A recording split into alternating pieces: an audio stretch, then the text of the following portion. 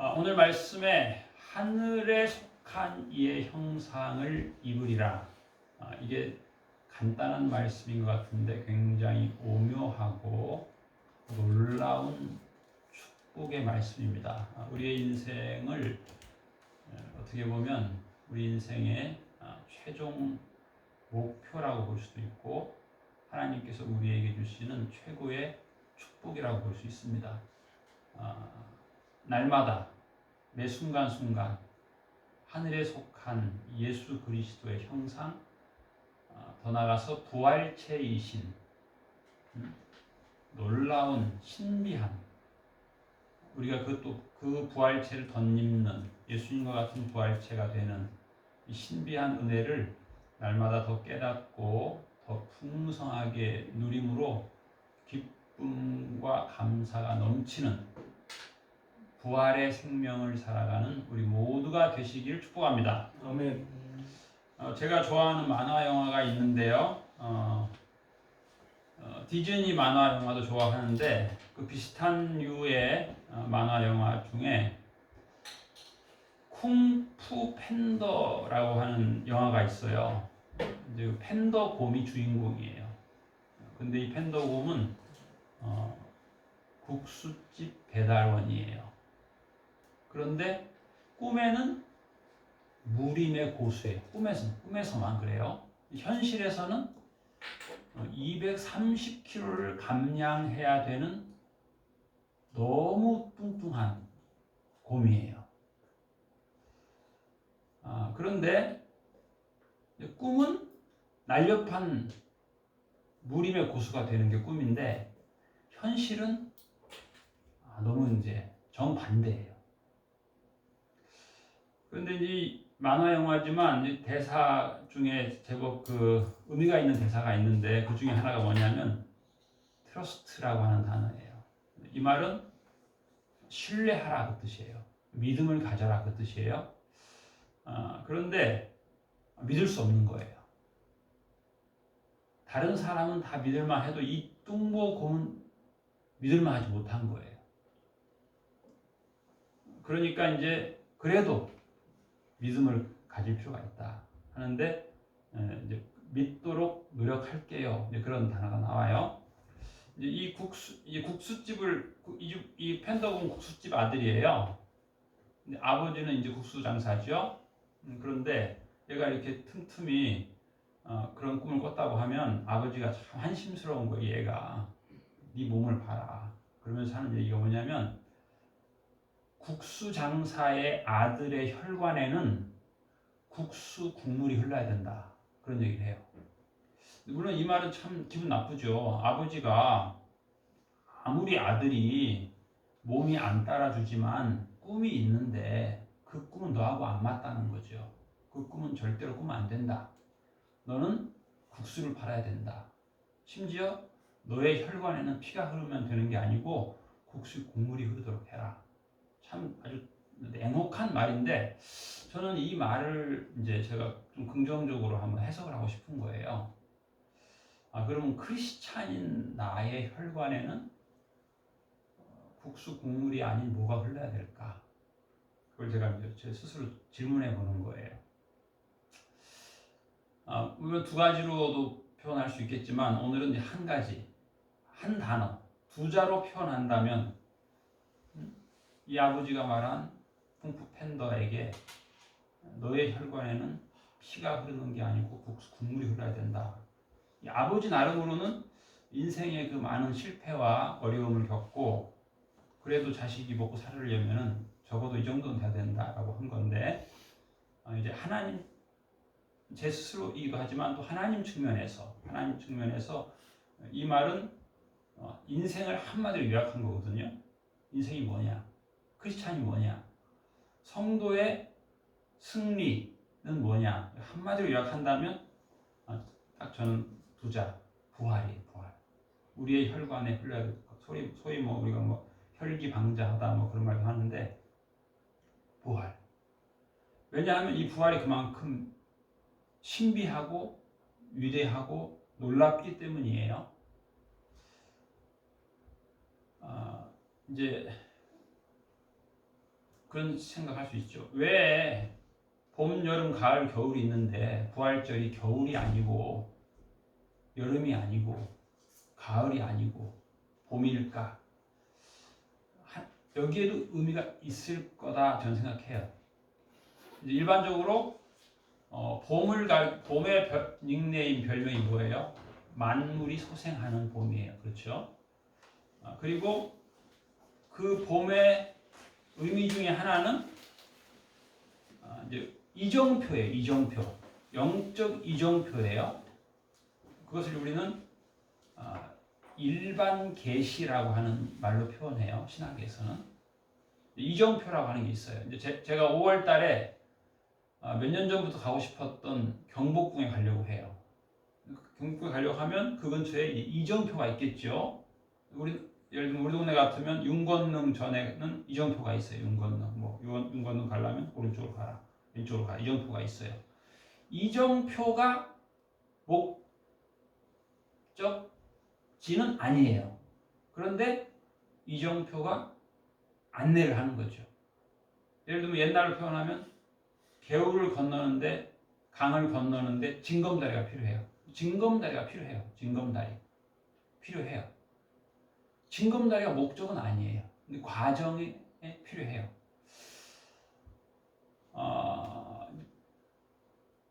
부모가 자녀를 양육을 하죠. 두 가지 생각을 해야 된다는 생각을 해봐요. 이제사 저도 60이 돼서 옛날부터 진작 생각했으면 좋았을 텐데 하나는 수고예요. 수고해야 되겠다. 하나는 수고에 대한 하나님의 상이 있다. 그러니까 이게 이제 부족하면 힘든 거예요. 수고해야 되겠다가 없으면 힘든 거예요. 그다음에 이 수고라고 하는 단어 중에 하나는 뭐냐면 상처예요. 상흔. 왜냐? 이게 이제 자녀의 영광과 밀접해요. 부모의 인내랄까, 부모의 수고랄까, 때로는 철없는 자녀로부터 상처도 받아요. 이게 이제 자녀가 아니면 안 받아도 되는데 자녀니까 받는 거예요. 그리고 이걸 통해서 자녀가 성숙하는 거예요. 부모가 자녀를 위해 희생했으니까, 상처를 받았으니까 그걸 언젠가는 알게 돼요. 그래서 그 자녀가 나중에 심지어는 부모가 죽은 다음에 깨닫게 돼요. 철들어요.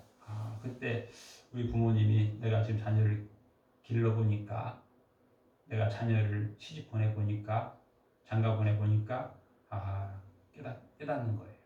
그것도 어떻게 보면 상이에요. 어떻게 보면 이제 오늘 제가 이제 그런 느낌 받아요. 그래서 이제 봄은 만물이 소생하는 봄이라 그러죠. 참 금년 봄도 참 봄이니까 즐거워요. 보는 게 즐거워. 봄은 보는 게 즐거워요. 꽃이 피는 것도 즐겁고 꽃이 지는 게 아쉽기도 하지만 그 밑으로 또 이 새파란 잎새가 돋아나는 게 또 반가워요. 그런가 하면 그 벚꽃들이 떨어져가지고 꽃길을 만들어주는 것도 참 정겹고, 이렇게 비바람에 다 떨어진 것 같은데 또 아주 늦된 꽃이 있어요. 참 이뻐요. 늦게 피니까. 참 어떤 때는 너무 늦으면 이게 힘든데 너무 늦되니까 또 이쁜 것 같아요. 그런가 하면 이 꽃이 이제 다 지면 이제 민들레꽃이 빛을 발해요.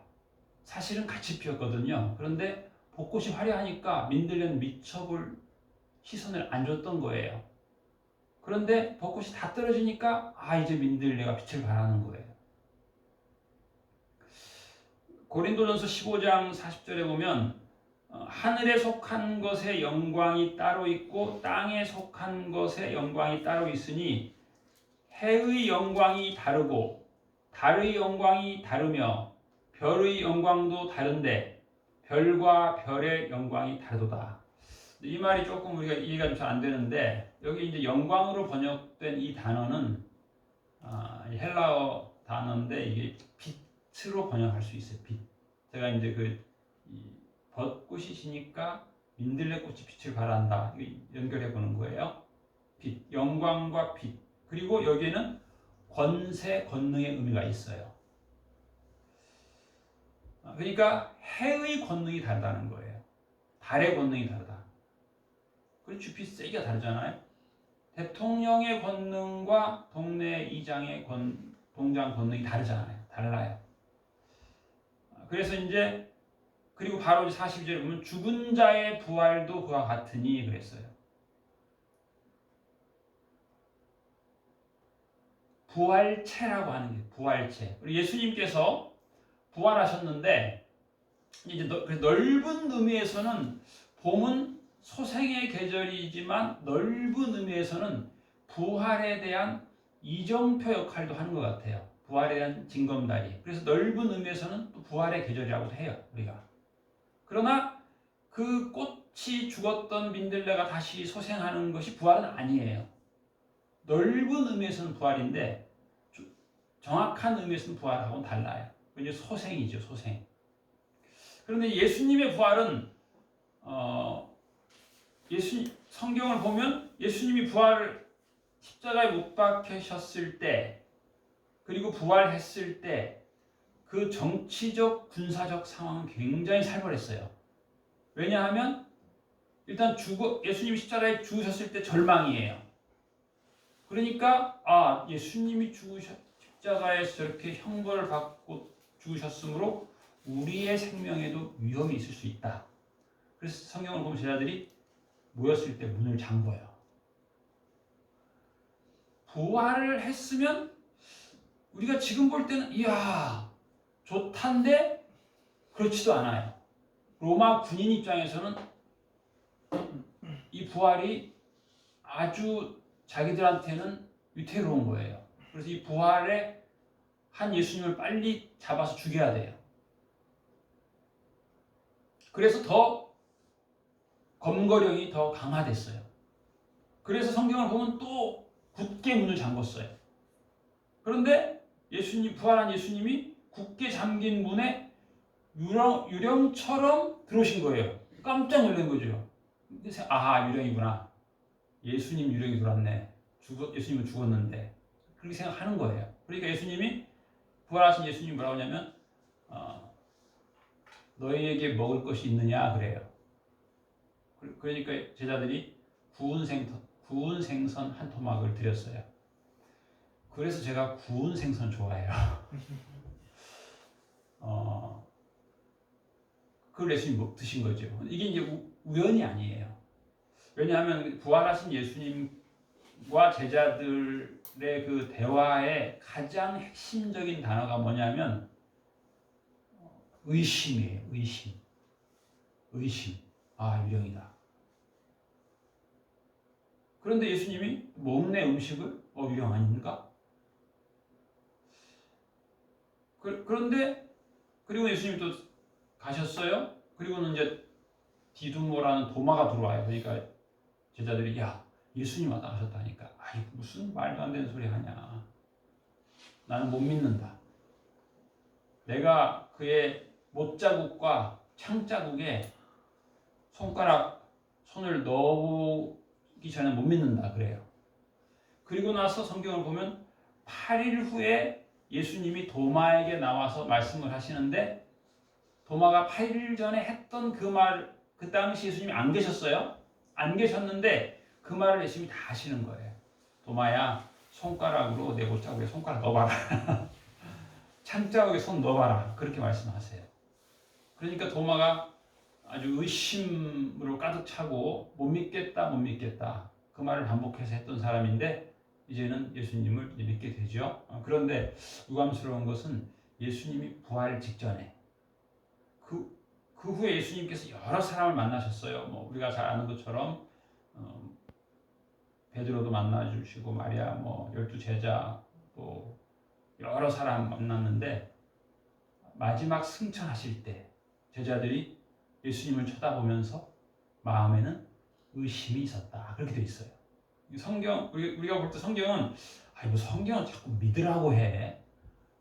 아이 참 힘들어. 그런 말 많이 하는 성경을 자세히 보세요. 예수님 제자들은 계속해서 의심합니다. 계속 의심해요. 사실은 3년 동안 따라다니면서도 의심 반, 믿음 반이었어요. 현대 크리스찬들도 마찬가지라고 볼 수 있어요. 저도 마찬가지예요. 절반은 믿고 절반은 의심하고. 그런데 이 제자들이 변화가 되죠. 두려워하고 자꾸 틈만 나면 문 잠그고 숨고 도망가고 막 그랬거든요. 고향으로 도망가고. 근데 예수님이 자꾸 따라다니는 거예요. 그러면서 자꾸 설명해줘요. 성경을. 우리가 오늘 교동문 읽은 것처럼 성경대로 이 땅에 오시고 성경대로 십자가에서 죽으시고 성경대로 부활하셨다. 계속해서 설명해 주는 거예요. 그런데 그 부활하신 예수님은 죽었다가 봄에 다시 핀 벚꽃처럼 민들레처럼 그 소생은 또 아니에요. 달라요. 나사로는 죽었다가 예수님이 다시 살려주셨는데 그것도 이제 넓은 의미에서는 이제 이 부활에 대한 시청과 교제예요. 부활에 대한 징검다리예요. 부활에 대한 이정표예요. 그런데 예수님의 부활과 동일하지 않아요. 그래서 물론 예수님께서 십자가에서 죽기 전에 그 모습과 동일성이 있어요. 부활한 후에도. 왜냐하면 우리 생각에는 부활하셨으니까 못자국도 좀 깔끔하게 지우고 나오시고 창자국도 깔끔하게 성형수술하고 나오셨으면 좋겠는데 그렇지 않아요. 그 상처가 그대로 있어요. 이 상처는 사랑의 상처죠. 사랑해서 상처 당하는 거예요. 대신 상처 당하는 거예요. 대신 형벌 당하고 용서하신 거예요. 용서의 상징이고 사랑의 상징이에요. 하나님이 우리를 이처럼 사랑하사 독생자 예수님을 주셨으니 이는 저를 믿는 자마다 멸망치 않고 영생을 얻게 하려 합니다. 이 뜻에는 우리가 예수님과 같은 그 부활의 권능을 덧입는다는 뜻이에요. 부활체가 된다는 거예요. 그래서 요즘 아이들이 제일 즐기는 데 보면은 완전체라는 게 있어요. 완전체. 그 이미지가 조금 있는 거예요. 부활체. 하늘에 속한 이의 형상을 우리가 입는 거예요. 그리스도인은 최종 목표가 그거예요. 부활체 예수님처럼 하늘에 속한 이의 형상을 입는 거예요. 그건 뭐냐면 하나님에 대해서 잘 아는 거예요. 하나님의 영광, 하나님의 사랑, 하나님의 은혜를 알게 되는 거예요. 그래서 제자들이 그걸 알게 되니까 제자들은 예수님하고 3년 동안 같이 먹고 자는 사람이에요. 뭐 일주일에 한 번 와서 예배 하루 드리는 게 아니에요. 그렇게 했음에도 불구하고 의심이 가득했는데 부활하신 예수님을 만나고서 승천하시고 그 예수님의 부활하신 예수님이 하신 말씀은 대부분이 의심하지 말라는 내용이고 또 그 중에 하나는 뭐냐면 미련하다는 말이에요. 미련하다. 그러니까 부활의 권능에 대해서 모르는 것은 미련함이라는 거예요. 우리가 미련하면 안 되잖아요. 그 말은 부활의 권능에 대해서 더 알아야 된다는 뜻이에요. 그 미켈란젤로라고 하는 사람이 큰 바위에 사다리를 놓고 정으로 망치로 두드리고 있었대요. 그랬더니 조그마한 그 유치원 여자아이가 할아버지 왜 바위를 자꾸 망치로 두드려요? 그랬더니 할아버지가 사다리에서 내려와서 그 아이한테 다정하게 그렇게 말했대요. 그래. 나는 지금 이 바위 안에 있는 아름다운 천사를 꺼내주려고 한다. 그랬다 그래요. 어느 조각가가 달리는 말을 조각을 한 것을 보고 기자가 물었대요. 야, 조각가님 어떻게 이 말을 못 잊게 조각을 할 수 있습니까? 비결이 뭡니까? 그랬더니 이분은 또 어떻게 답했냐면 이 큰 바위돌에서 달리는 말의 모습이 아닌 부분을 깎아냈습니다. 그렇게 얘기했대요. 며칠 전에 제 아내가 CT 촬영을 했어요. 1년에 한 번씩 하는데 이제 의사가 이제 1년 6개월 후에 오라고 했대요. 좋은 소식이죠. 그러면서 하는 말이 혈관 청소를 해야 된다.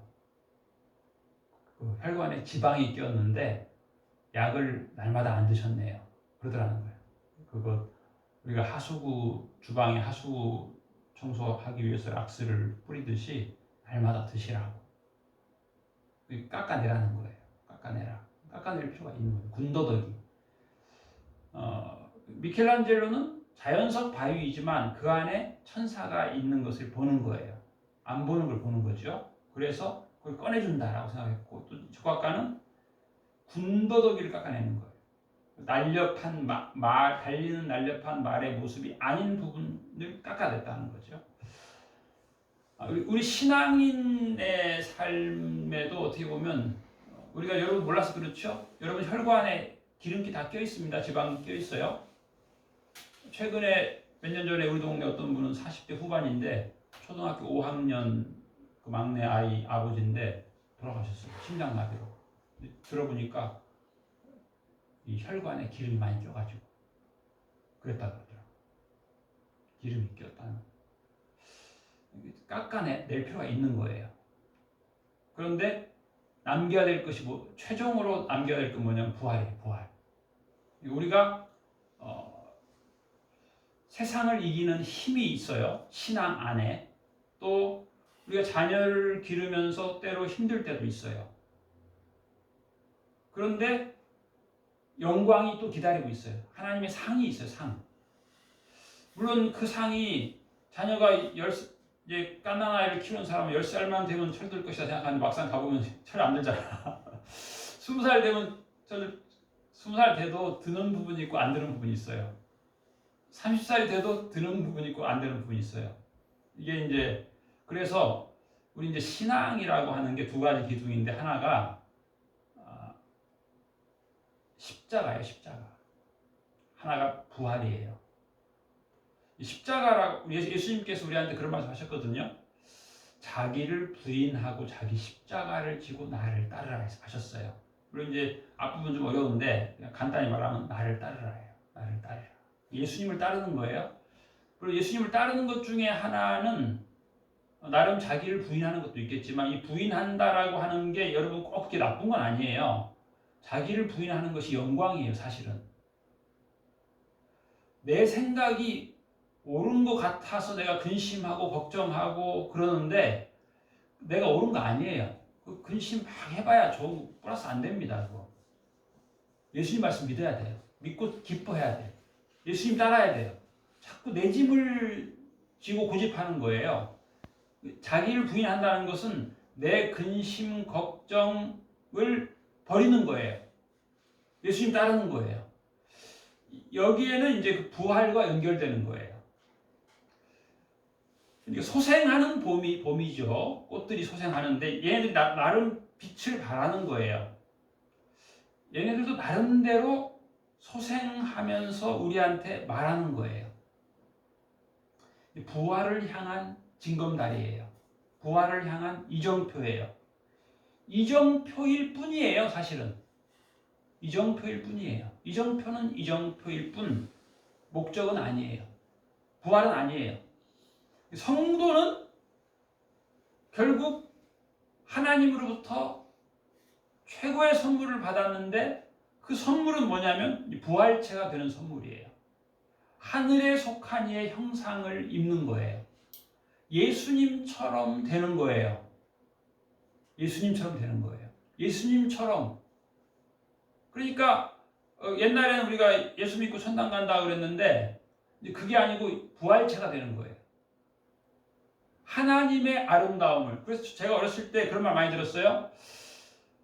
우리가 죽고 천당 가면 기도는 별로 안 하게 될 것이다. 성경도 별로 안 보게 될 것이다. 찬양만 하게 될 것이다. 그 말이 조금 좀 싱거웠는데 이게 이제 부활에 대한 권능과 그 부활체의 신비와 그 경지에 오르게 되면 그렇게 될 수밖에 없는 거예요. 찬양할 수밖에 없는. 하나님의 그 크신 사랑, 그 크신 은혜, 그 오묘하심, 이걸 찬양할 수밖에 없는 거예요. 왜? 내가 이제 하나님하고 친밀하게 된 거예요. 내가 예수님하고 친밀하게 된 거예요. 그래서 성경을 보면 간혹 그런 사람 등장해요. 뭐 에스겔이라던가 요한이라던가 특히 요한계시록에 보면 자기의 영광의 그것을 다 벗어서 예수님 발 앞에 던지는 거예요. 우리가 세상에서 나름대로 좀 폼날라고 그러잖아요. 근데 폼날라고 뭐 금반지도 끼고 뭐 이렇게 뭐 폼날라고 뭐 금시계도 끼고 했는데 그걸 다 벗어서 예수님 발 앞에 던진다는 것은 그만큼 행복하다는 거예요. 그만큼 만족하게 됐다는 거예요. 예수님으로 인해서 아주 만족했기 때문에 이제는 내가 뭐 이 금시계 뭐 혹은 뭐 이렇게 나를 치장하는 거 액세서리 이게 이제 필요 없게 된 거예요. 이 부활체 그 놀라운 권능이에요. 이 한 주간 살아갈 때 우리가 하늘에 속한 예수님의 형상, 부활체, 완전체이신 예수님 우리가 더 알고 더 감격하고 찬송으로 충만한 행복한 부활절 되시기를 축복합니다. 아멘. 기도하겠습니다. 하나님 아버지 감사합니다.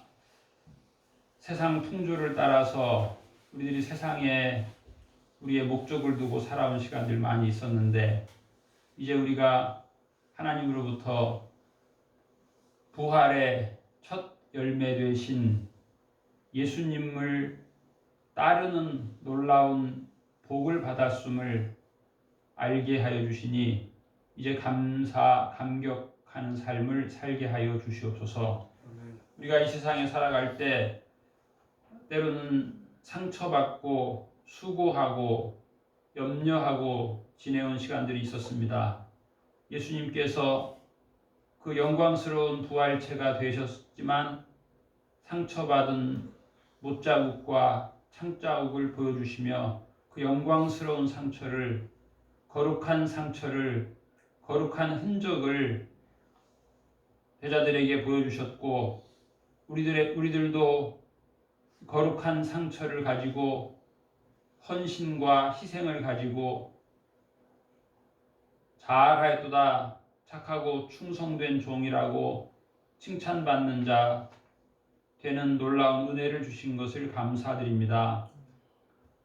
하늘에 속한 자의 형상 부활체가 되었으니 우리가 이 놀라운 부활체의 소망을 가지고 하나님의 아름다움을 아는 영광스러운 삶을 살게 하여 주시옵소서. 이 한 주간 부활절에 하나님께서 우리에게 주신 그 놀라운 축복을 저희들이 마음에 채우고 기쁨으로 찬송하는 날마다 되게 하여 주시옵시고 하나님께 영광 돌리는 부활의 영광의 찬송이 되는 우리의 삶이 되게 하여 주옵소서. 우리의 삶을 이처럼 높이신 주님을 찬양하오며 감사드리며 예수님 이름으로 기도하옵나이다. 아멘.